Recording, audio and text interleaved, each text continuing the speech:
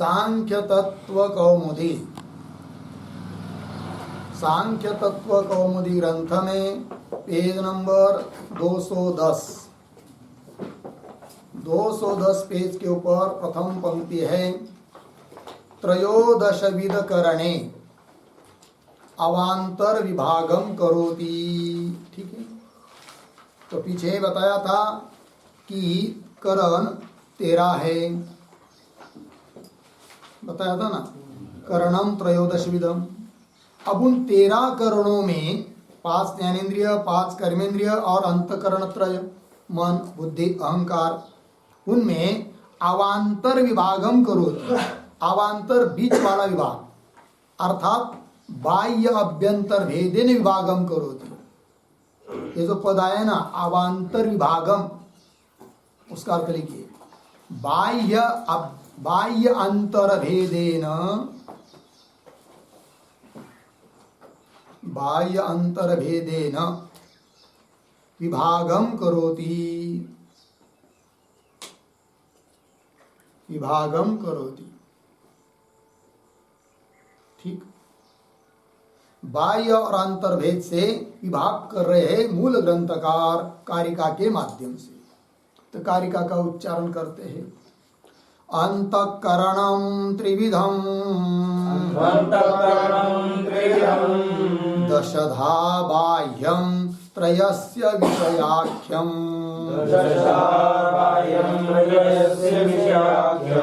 साम्प्रतकालं बाह्यं त्रिकालमाभ्यन्तरं करणम् अंतःकरणं त्रिविधं दशधा बाह्यं त्रयस्य विषयाख्यं साम्प्रतकालं बाह्यं त्रिकालमाभ्यन्तरं करणम्। अंतःकरणं त्रिविधं दशधा बाह्यं त्रयस्य विषयाख्यं साम्प्रतकालं बाह्यं त्रिकालम अभ्यंतरम करणम। ठीक है, अब अन्वय, त्रिविधम अंतःकरणम अर्धविराम, दशधा बाह्यम अर्धविराम, आगे त्रयस्य विषयाख्यम नीचे बाह्यम, त्रयस्य विषयाख्यम झालं नीचे, बाह्यम पीछे, बाह्यम सांप्रत कालम, ऐसा बाह्यम उसके पीछे सांप्रत कालम, आगे अभ्यंतरम करणम त्रिकालम। अर्थ देखो भाई, तो त्रिविधम अंतकरणम, अंतकरण 3 प्रकार का है, त्रिविधम अंतकरणम, अंतःकरण मतलब भीतर रहते हुए करण, ऐसे 3 है, मन बुद्धि अहंकार, और दशधा बाह्यम, और बाकी के बचे हुए 10 वो क्या है, बाह्य है, 5 ज्ञानेन्द्रिय 5 कर्मेंद्रिय। फिर वो जो बाह्य है वो और कैसे हैं, तो करे त्रयस्य विषयाख्यम, उन तीनों को विषय पहुंचाने वाले हैं ये 10। ठीक है, त्रयस्य विषयाख्यम, और बाह्यम सांप्रत कालम, बाह्य जो है 10 ये सांप्रत काल है, बाह्यकरण, सांप्रत काल मतलब वर्तमान कालीन विषय को भोगने वाले, विषय को देखने वाले, और अभ्यंतरम करणम त्रिकाल, किंतु भीतर के जो 3 हैं करण, वो तीनों काल को जानने वाले हैं।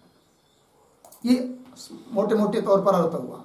अब इस कारिका का अर्थ शब्दशः थोड़ा हम लोग लिख लेते हैं संक्षेपतः। तो लिखेंगे, प्रतीक त्रिविधम बराबर मनोहंकार बुद्धयः, मनोहंकार बुद्धयः अंतःकरणानि उच्यन्ते,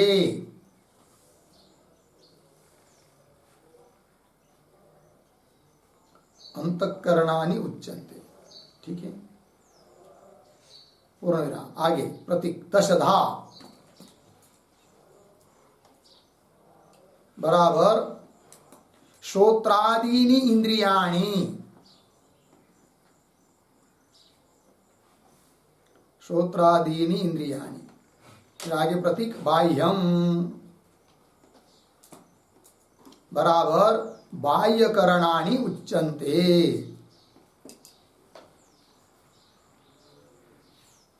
बाह्यकरणानि उच्यन्ते, पूर्ण विराम। आगे बाह्यकरणम बाह्य विषयान, बाह्यकरणम बाह्य विषयान। फिर आगे प्रतीक त्रयस्य, त्रयस्य बराबर अंतःकरणस्य, अंतःकरणस्य अर्धविराम। फिर प्रतीक विषयाख्यम, विषयाख्यम बराबर आख्यातीति आख्यम,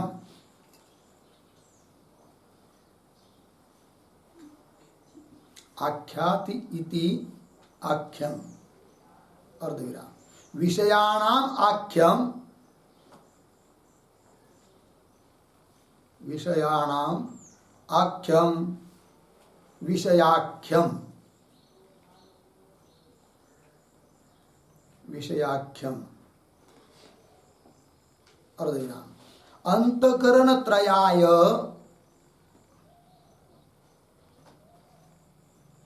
अंतकरण त्रयाय विषयम ददाति इत्यर्थः।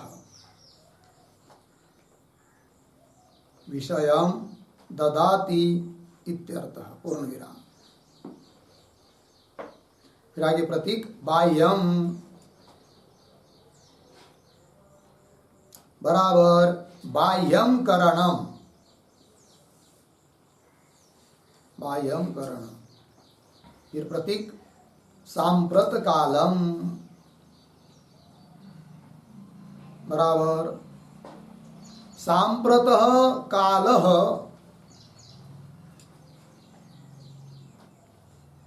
सांप्रतः कालः बराबर विषयः यस्य, विषयः यस्य तत्, तत् वर्तमानकालीन, वर्तमानकालीन सन्निकृष्ट विषय ग्राहकम भवति, सन्निकृष्ट विषय ग्राहकम भवति अर्धविराम। बाह्यकरणस्य, बाह्यकरणस्य असन्निकृष्ट, असन्निकृष्ट अतीत, अतीत भविष्यत्कालीन, भविष्यत्कालीन विषय ग्रहण असामर्थ्यात्, विषय ग्रहणासामर्थ्यात्, विषय ग्रहण असामर्थ्यात्, पूर्ण विराम। फिर प्रतीक आभ्यंतरम करणम,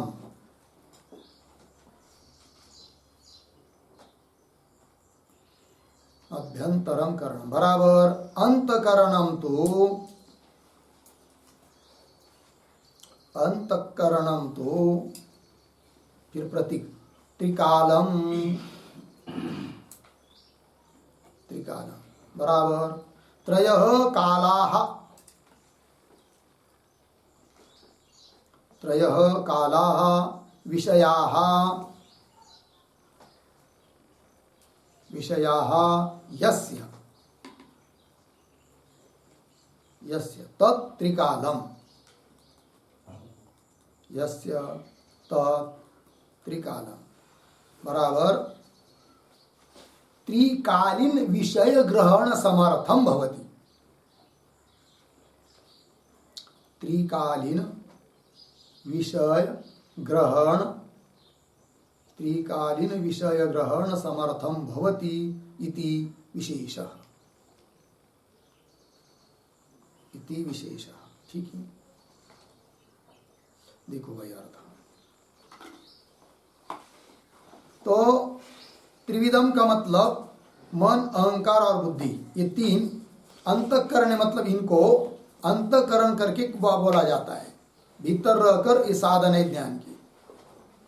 और दशधा बाह्यम, दश मतलब कौन? श्रोत्रादि 5 ज्ञानेन्द्रिय और 5 कर्मेंद्रिय। श्रोत्राणि इंद्रियाणि बाह्यम, बाह्यम का अर्थ बाह्यकरणानि उच्यन्ते, उनको बाह्यकरण करके बोला जाता है।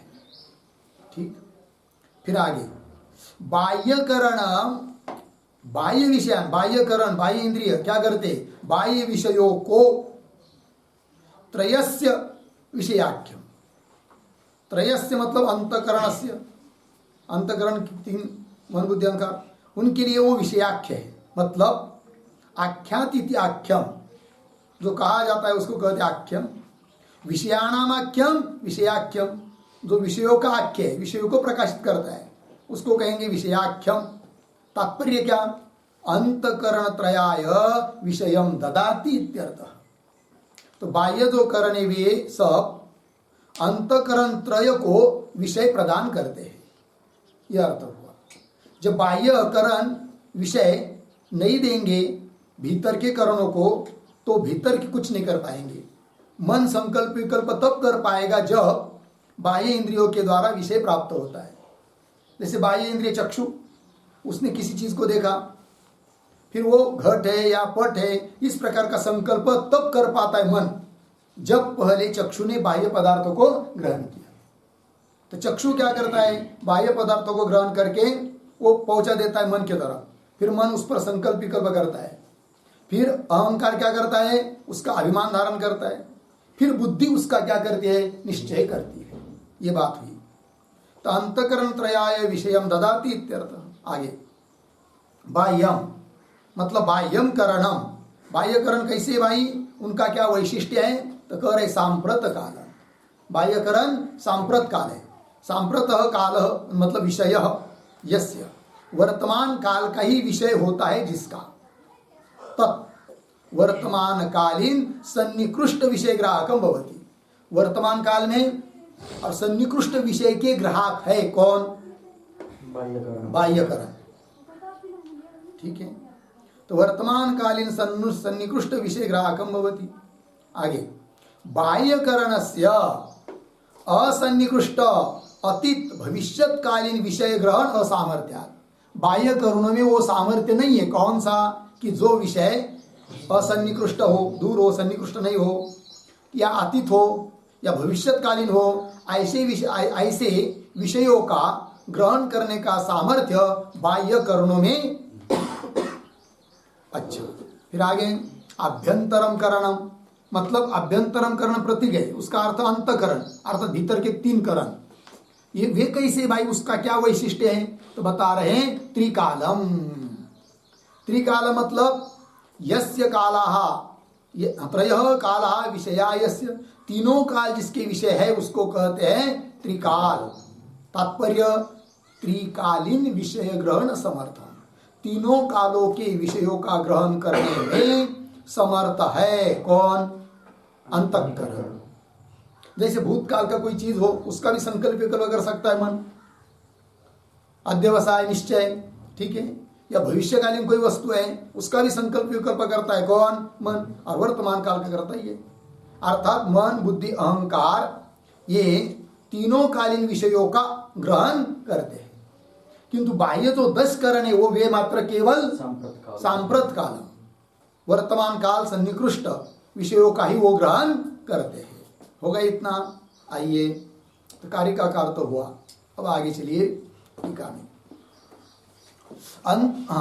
अंतःकरणम इति, अंतःकरणम त्रिविधाम। ठीक है, अंतःकरण कितने हैं? 3। कौन? बुद्धि अहंकार मनः इति, ये हुई। आगे चलिए, अब इनको अंतःकरण क्यों कहते हैं लेकिन इन तीनों को? ये प्रश्न। तो उसका उत्तर दे रहे शरीराभ्यंतरवर्तित्वात् अंतःकरणम, ये शरीर के भीतर रहते हैं। ठीक है ना, कहाँ रहते भाई शरीर के भीतर? तो शरीर के भीतर एक हृदय कमल है और उस हृदय कमल में भी विद्यमान है कौन? मन, बुद्धि, अहंकार। अंत वर्तमानम करणम अंतकरणम, भीतर रहकर जो वर्तमान काल में करण है, अंत वर्तमान भीतर रहते हुए जो करण है उसको कहते हैं क्या? अंतःकरण। वही शरीराभ्यंतरवर्तित्वात्, शरीर के भीतर रहने वाले होने के कारण इनको कहते हैं अंतःकरण। आगे चलिए, दशधा बाह्यम, बाह्यम क्या? करणम, अर्थात बाह्यम करणम दशधा, 10 प्रकार के, ये बात। और वो बाह्य कर्म जो 10 है, 5 ज्ञानेन्द्रिय और 5 कर्मेंद्रिय, तो क्या करते हैं वो भाई? तो प्रतीक है आगे त्रयस्य, त्रयस्य का अर्थ कर दिया अंतःकरणस्य। विषयाख्यम मतलब क्या? विषयम आख्याति, विषय संकल्प अभिमान अध्यवसायेषु कर्तव्येषु द्वारी भवति। ठीक है ना, तो विषयाख्य है त्रयस्य, तीनों के विषयाख्य है कौन? 10, अर्थात ये 10 बाह्यकरण विषयों को ग्रहण करके उन तीनों को पहुंचा देते हैं, ये तात्पर्य है। इसलिए कह दिया विषयम आख्याति, विषय संकल्प अभिमान अध्यवसायसु, विषयों का संकल्प, विषयों का अभिमान, विषयों का अध्यवसाय, ये जब करना रहता है तब ये द्वारी भवती। ठीक है ना, ये द्वार है, द्वार और द्वारी, द्वार हुए 10, द्वारी हुए 3, यह अर्थ है। तो ये जो पंक्ति है ना विषयाख्यम इत्यादि, उसके ऊपर एक टिप्पणी लिखते हैं हम लोग। विषयाणाम आख्यम,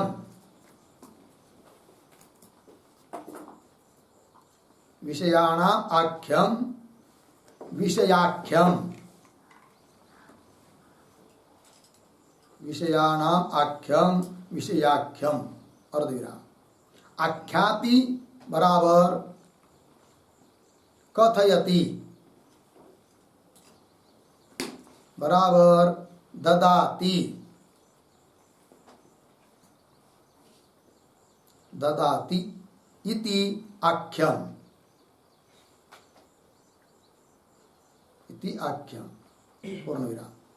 बाह्यकरणम एव, बाह्यकरणम एव विषयदानेन, विषयदानेन मन प्रभृति अंतकरणानि, मन प्रभृति अंतकरणानि सव्यापाराणि कुर्वन्ति, सव्यापाराणि कुर्वन्ति इति भावः, पूर्णविराम। अतः अतः विषय समर्पकम, विषय समर्पकम बाह्यकरणम, बाह्यकरणम द्वारम भवति, द्वारम भवति, पूर्णविराम। अंतकरण त्रयम तु,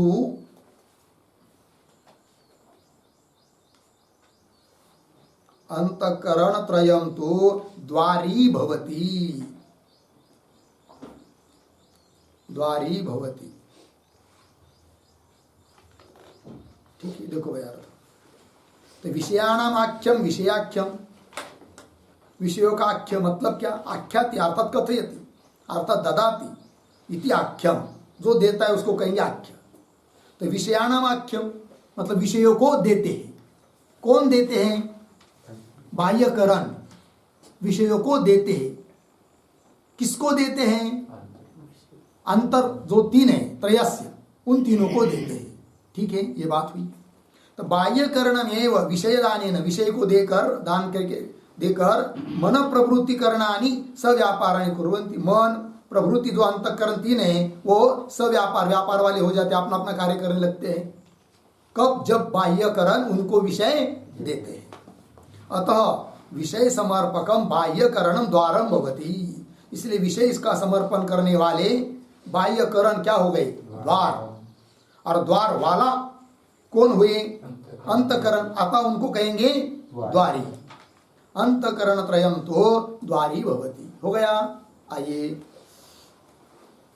मूल में विषयम आख्याति विषय संकल्प अभिमान अध्यवसानेषु कर्तव्येषु द्वारी भवति। लग गया। आगे तत्र बुद्धिन्द्रियाणि आलोचनेन, अब वो समर्पक कैसे हैं, कैसा विषय देते हैं उसका स्पष्टीकरण कर रहे हैं। अतः ये जो पंक्ति आ रही है ना तत्र इत्यादि, उसके पहले एक वाक्य लिखते हैं हम लोग। समर्पकत्वं स्फुटयति,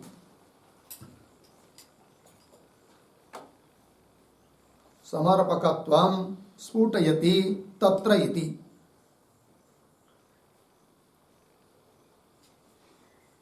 तत्र इति, ठीक है। समर्पकता को स्पष्ट कर रहे हैं तत्र इत्यादि पंक्ति से।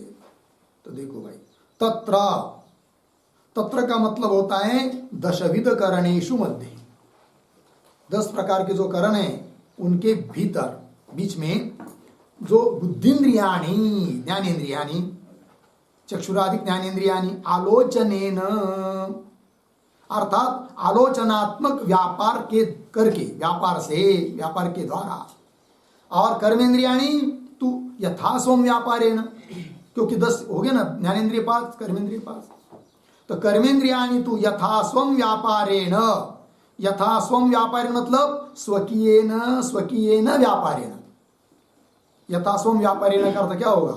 स्वकीयेन स्वकीयेन, अपने अपने व्यापार के द्वारा। ठीक है ना। तो चलो भाई, तो क्या करते हैं? तो यथास्वम व्यापारेण पूर्ण विराम हुआ, तो फिर शेष लिखी वहां पर व्यापारेण, इसके बाद द्वाराणि भवन्ति इति शेष। यथास्वम व्यापारेण, इसके आगे क्या लिखेंगे शेष करके? द्वाराणि भवन्ति इति शेष।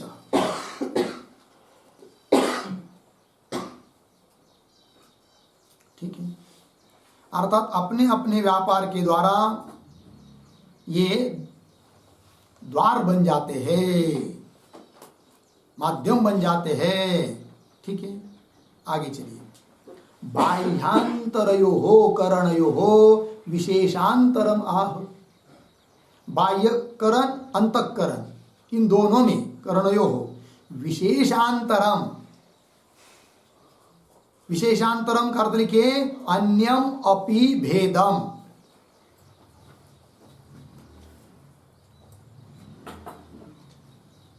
अन्यम अपि भेदम आह। ठीक है।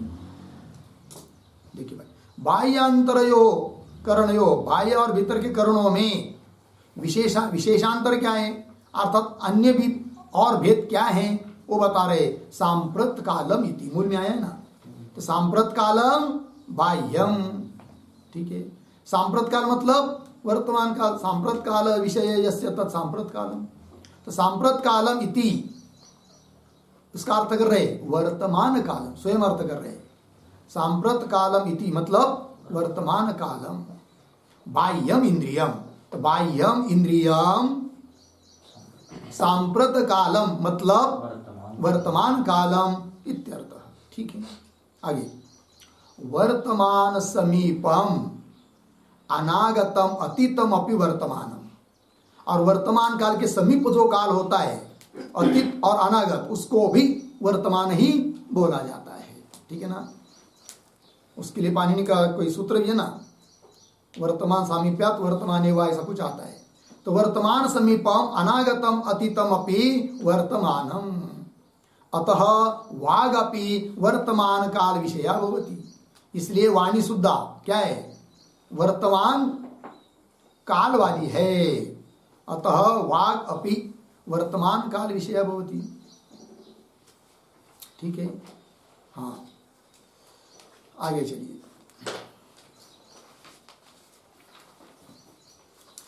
त्रिकालम अभ्यंतरम करणम, तो कारिका में आया था त्रिकालम अभ्यंतरम करणम, तो उसकी व्याख्या करनी है। त्रिकालम, त्रिकालम का अर्थ होता है कालत्रय वृत्ति पदार्थ ग्राहक, तीनों कालों में पदार्थ के ग्राहक है कौन? अभ्यंतर करण, मन बुद्धि अहंकार। वो कैसे? तो उदाहरण करके, उदाहरण देकर बता रहे, समझा रहे। तद यथा, तद यथा तो नदी पूर्व भेदात अभूत वृष्टि ही, ये एक उदाहरण दिया। ये उदाहरण अतीत विषयक है। तो मन बुद्धि और अहंकार अतीत काल का भी कैसा चिंतन करते हैं, उनका विषय अतीत काल भी कैसा होता है, उसके लिए उदाहरण दिया। नदी पूर्व भेदात अभूत वृष्टि ही, यह अन्वय कैसा होगा? तद यथा, फिर वृष्टि ही, अभूत, नदी पूर्व भेदात, ठीक है, नदी पूर्व भेदात हो ना। तो इस पर एक वाक्य लिखिए, भूतकालीना, भूतकालीना उपरी देश संबंधिनी, उपरी देश संबंधिनी नदी, नदी वृष्टिमती, वृष्टिमती नदी पूर्व भेदात, नदी पूर्व भेदात बराबर नदी पूर्व विशेषात, नदी पूर्व विशेषात। आगे इति भूतकालीन, भूतकालीन अनुमान वृत्तिकम दृष्टांत, अनुमान वृत्तिकम दृष्टांत, ठीक है। चलो भाई अर्थ देखिए। तो अनुमान, तो पक्ष है भूतकालीना उपरी देश संबंधिनी नदी, नदी कैसी नदी? उपरी देश संबंधिनी, जहां उगम आदि हुआ है कि नहीं, उपरी देश, पीछे वाला देश। क्योंकि जहां नदी के पास हम हैं वहां बहुत पूर दिखाई दिया, महापूर है नहीं, गंदा जल बह रहा है, उसमें बहुत सारे क्या घास फूल बह के जा रहे हैं। तो अंदाज कर लिया जाता है कि जरूर या तो वृष्टि नहीं है, किंतु ऊपर वृष्टि हुई होगी भूतकालीन। तो वही करें, भूतकालीना उपरी देश संबंधिनी नदी कैसी भाई? वृष्टिमती, वहां वृष्टि हुई है। क्यों? हेतु दिया नदी पूर्व भेदात, अर्थात नदी पूर्व विशेषात, विशेष रूप से नदी में पूर्व आया हुआ है।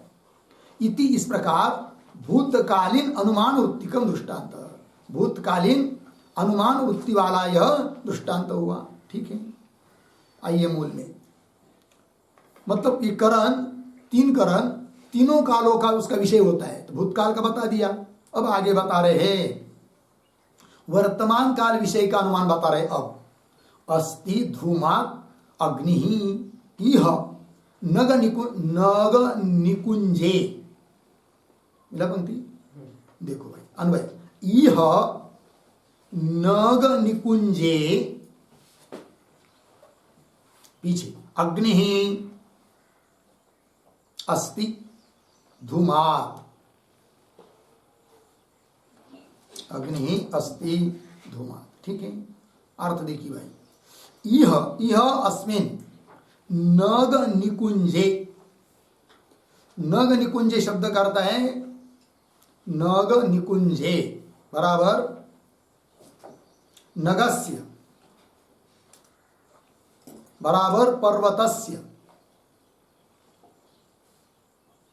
पर्वतस्य अर्धविराम निकुंजे, निकुंजे बराबर वृक्षलतादिभिः आच्छादिते प्रदेशे, वृक्षलतादिभिः आच्छादिते प्रदेशे। ठीक है, हुआ ना। तो पर्वत के उस प्रदेश में, जो प्रदेश वृक्ष लतादियों के द्वारा आच्छादित है, वहां पर अग्नि है। क्यों? धूमात। तात्पर्य पर्वतो वन्यमान धूमात। तो ये जो अनुमान है, और इस अनुमान का जो विषय है वो कैसा हुआ? वर्तमान कालीन हुआ। ठीक है, आगे चलिए। अब भविष्य काल का बता रहे हैं। अस्ति उपघात के, नहीं असति, अस्ति नहीं, असति उपघात के, ठीक है ना। पिपीलिकांड समुच्चरणात् भविष्यति वृष्टिः इति तद अनुरूपाश्च संकल्प अभिमान अध्यवसायाः भवन्ति। तो देखो भाई, कभी कभी क्या होता है, थोड़ा अनुभव पहले कर लेंगे। वृष्टि ही पद मिला, वृष्टि ही पीछे, भविष्यति, वृष्टि ही भविष्यति। फिर शुरू में असति उपघात के, असति उपघात के पिपीलिकांड समुच्चरणात्, आगे इति, आगे सरल पंक्ति देखो भाई। वृष्टि ही भविष्यति, अनुमान कर रहा है कोई, वृष्टि होगी। बोलेंगे कैसे, क्यों? इसलिए कि कभी कभी क्या होता है, घर में या कहीं पर भी, बाहर भी, बिल में से चिटिया निकलती है, पिपीलिका, मूंगिया, और वो ऐसी नहीं, अपने अपने अंड को मुंह में पकड़ के बहुत सारी घूमती हुई देखने को मिलती है बाहर। तो समझ लेना चाहिए जरूर अभी होने वाली है, क्या? वृष्टि होने वाली है। ठीक है, किंतु इसके लिए एक विशेषण दिया हेतु के लिए, असति उपघात के, कोई उपद्रव नहीं है, हुआ है उनको, पिपीलिका को, तो भी वो अपने बिल से अंड लेकर, अंड को मुंह में धारण करके बाहर निकल रही है, तो समझ लेना चाहिए वृष्टि होगी।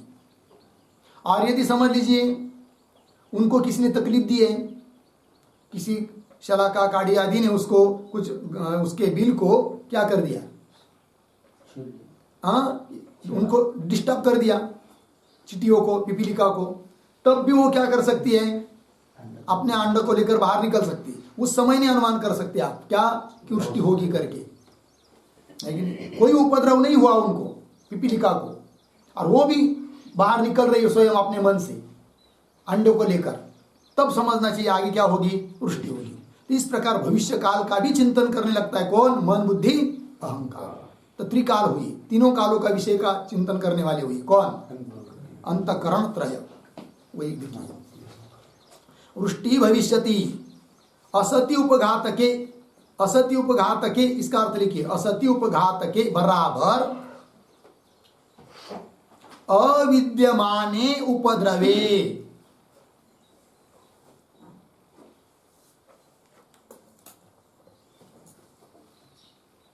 अविद्यमाने उपद्रवे, कोई उपद्रव विद्यमान नहीं है उनको, तो ऐसे स्थिति में वही ना, इतना अर्थ असत्य उपघात के, इसका अर्थ हो गया अविद्यमाने उपद्रवे।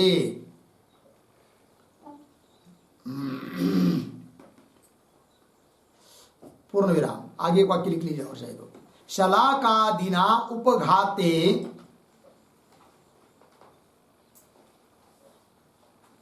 शलाकादिना उपघाते बराबर उपद्रवे कृते सति, उपद्रवे कृते सति यदि पिपीलिकानां, यदि पिपीलिकानां अंडः सह संचारः, अंडः सह संचारः बराबर बीलात् बहिर्गमनम भवेत्, बीलात् बहिर्गमनम भवेत्, अर्धविराम, तन्न वृष्टिलिंगम, तन्न वृष्टिलिंगम, भवति। और देखना, अतः उक्तम असति उपघातके इति। असति उपघातके इति, ठीक है। देखो भाई अर्थ, शलाकादीना उपघाते, शलाका काड़ी आदि से उपघात कर दिया, उपद्रव कर दिया उनको, और उस समय यदि पिपीलिका बाहर निकल रही है, बिल से बाहर निकल रही है, तो वो वृष्टि का लिंग नहीं है, इसलिए कह दिया असति उपघातके। हो गया जी। चलिए आगे, तद अनुरूपाश्च, तद अनुरूपा मतलब अभी अभी जो 3 अनुमान बताए उसके अनुसार, तद अनुरूपा, तत् अतीतादि अनुगुणाः इत्यर्थः। संकल्प अभिमान अध्यवसायाः भवन्ति। हो गया। आगे चलिए, ये बात पूरी हो गई व्याख्या लगभग इस कारिका की, किंतु थोड़ा सा विचार और अतिरिक्त करके बता रहे हैं टीकाकार। क्या बताते हैं? कालश्च वैशेषिकाभिमतः एकः न अनागतादि व्यवहार भेदम प्रवर्तयितुम अर्हति। ठीक है। तो ये जो पंक्ति है ना, काल इत्यादि, उसके पूर्व में एक वाक्य लिखेंगे अवतरण के रूप में, वैशेषिक मतवत, वैशेषिक मतवत, उदाहरण चिन्ह में त्रिकालम अभ्यंतरम करणम, त्रिकालम अभ्यंतरम करणम, उदाहरण चिन्ह इति अनेन, इति अनेन सांख्याचार्यैः, सांख्याचार्यैः कालः, कालः तत्वांतरं स्वीक्रियते, कालः तत्वांतरं स्वीक्रियते इति नाशंकनीयम्, नाशंकनीयम्, तस्य तस्य उपाधौ अंतर्भावात्, तस्य उपाधौ अंतर्भावात् इति दर्शयति, इति दर्शयति कालश्च इति।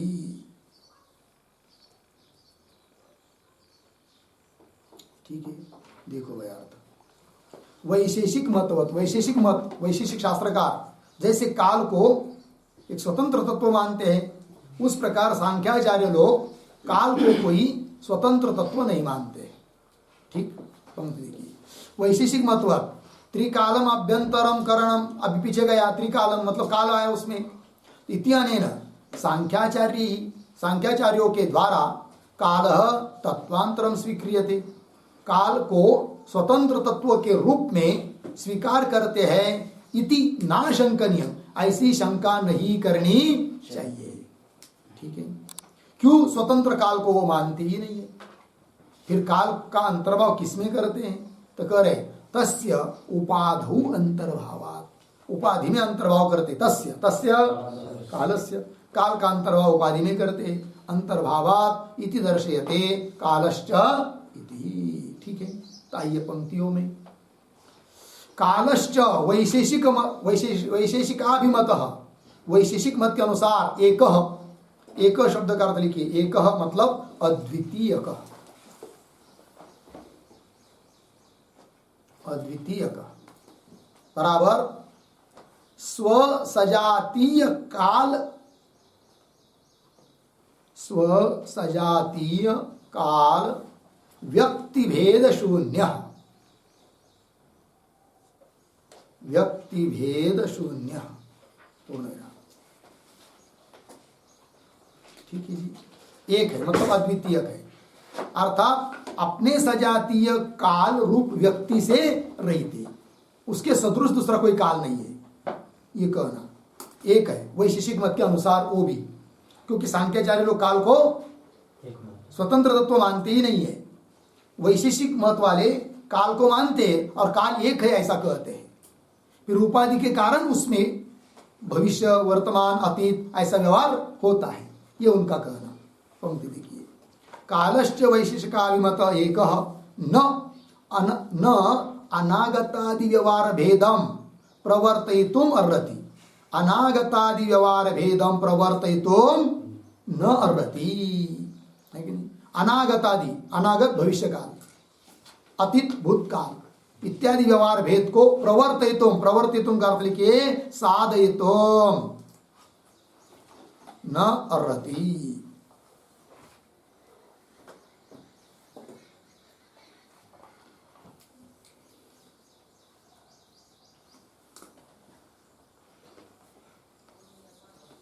ठीक है ना? किंतु उपाधि के कारण वो क्या मानते हैं? काल का भेद। आगे चलिए, तस्मात् अयम यही उपाधि भेदैहि अनागतादि भेदम प्रतिपद्यते संतु ते एव उपाधयः येन अनागतादि व्यवहार हेतवः कृतम अत्र अंतर्गुणा कालेन इति सांख्याचार्याः। ठीक है, देखो भाई, तस्मात् अयम, अयम शब्द का अर्थ लिखिए काल।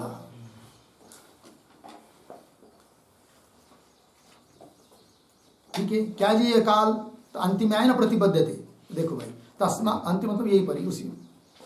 तस्मात् अयम यही उपाधि भेदैहि अनागतादि भेदम प्रतिपद्यते। प्रतिपद्यते का अर्थ लिखिए प्राप्नोति। जिन उपाधि भेद से अनागतादि भेद को प्राप्त होता है कौन? काल। फिर सांख्याचार्य लोग कहते हैं उन लोगों ने जिन उपाधियों को माना है ना, बस उसी उपाधि को हम मानते हैं।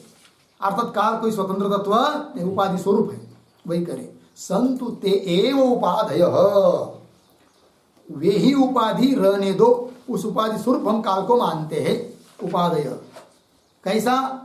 ये अनागतादि व्यवहार है, तो ये उपाधय, जो उपाधियां अनागतादि व्यवहार के लिए कारण है, वे उपाधि हम मानते हैं, उससे अतिरिक्त काल को मानते नहीं। वही कह रहे आगे, कृतम अत्र अंतर्गणुना कालेन, अत्र अंतर्गणुना कालेन कृतम इति सांख्याचार्य। ये क्या है भाई? अंतर्गणुना इत्यादि। लिखिए, कृतम बराबर अलम, अलम अर्धविराम व्यर्थम। ठीक है, आगे अंतर्गणुना बराबर, अंतर्गणुना बराबर अंतः बराबर मध्ये, मध्ये अंतराले, अंतराले गडुः, गडुः बराबर लोलायमानः, लोलायमानः तेन अर्धविराम निरर्थक मध्य आघात कर्ता इत्यर्थः। निरर्थक मध्य आघात कर्ता इत्यर्थः, अर्धविराम अन्यथा सिद्धेन इति यावत्, अन्यथा सिद्धेन इति यावत्।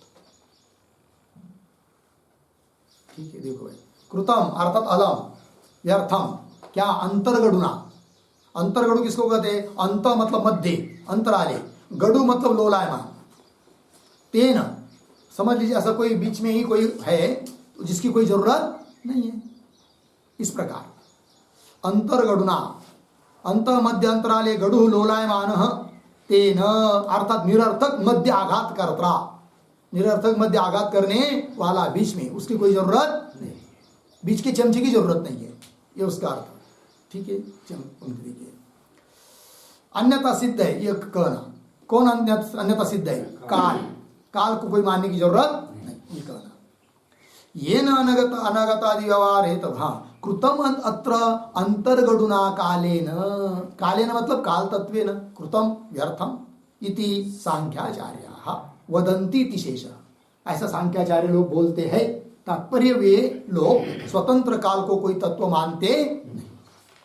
आगे तस्मात् न काल रूप तत्वांतर अभ्युपगम, इसलिए काल रूप कोई अन्य स्वतंत्र तत्व का अभ्युपगम स्वीकार सांख्याचार्य लोग करते नहीं। ये जो आया ना तस्मात् न काल तत्व इत्यादि, उस पर एक वाक्य न कालात्मकस्य, न कालात्मकस्य पंचविंशति तत्वातिरिक्तस्य, पंचविंशति तत्वातिरिक्तस्य तत्वस्य स्वीकारः, तत्वस्य स्वीकारः इत्यर्थः। ठीक है। तो कालात्मकस्य पंचविंशति तत्वातिरिक्तस्य, पंचविंशति तत्व से अतिरिक्त काल को कोई तत्व करके स्वीकार करते नहीं। हो गया। इसके साथ ये 33 नंबर की कारिका पूरी हुई। आगे कल्चर हम लोग कल करेंगे। ओम पूर्णमदः पूर्णमिदं पूर्णात् पूर्णमुदच्यते पूर्णस्य पूर्णमादाय पूर्णमेवावशिष्यते। ओम